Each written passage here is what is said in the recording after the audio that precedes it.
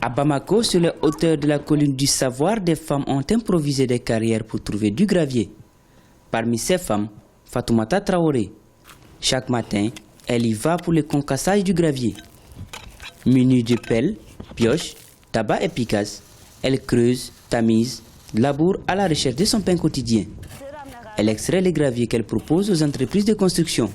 Les maigres revenus engrangés lui permettent de subvenir à ses besoins, mais aussi et surtout à ceux de sa famille, particulièrement les enfants. Cela fait 20 ans que je suis dans le métier. Nous cassons les pierres et avec le peu que nous gagnons, nous subvenons à nos dépenses, mais surtout aux besoins des enfants. C'est beaucoup plus difficile que ce qu'on imagine. Nous le faisons aussi parce qu'une femme de nos jours ne doit pas rester assise à rien faire. C'est en exerçant un métier qu'on acquiert de l'expérience. En choisissant genre, égalité et autonomisation des femmes pour thème de la journée internationale du 8 mars, les autorités maliennes veulent encourager les femmes dans leurs initiatives.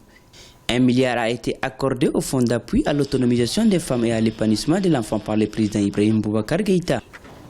Selon les autorités maliennes, le développement du Mali passe par l'autonomisation de la femme. Nous pensons qu'il faut donner cette opportunité à ces femmes, qu'elles soient en milieu urbain ou rural, d'entreprendre, de prendre des initiatives, d'abord d'avoir des compétences propres à elles, des compétences personnelles et d'avoir des moyens qui lui permettront d'entreprendre, que ce soit dans le privé, surtout principalement, et à travers des activités génératrices de revenus, à travers des activités d'entrepreneuriat, vraiment pour arriver à générer des revenus qui lui sont propres et à être maîtresse de sa vie. Là, nous avons vraiment des actions concrètes au niveau de notre département, des actions à travers des programmes que nous sommes en train de mettre et que nous allons aussi renforcer.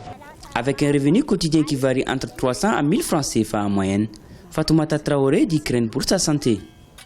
Cette activité est aujourd'hui interdite par les autorités du fait des dégâts environnementaux qu'elle occasionne. Le ministère de la Promotion de la Femme, à travers le Fonds d'appui à l'autonomisation de la femme, envisage la reconversion de ces femmes dans d'autres activités génératrices de revenus et moins nocives pour la santé, comme la fabrique de savon, la teinture ou la transformation des produits agricoles.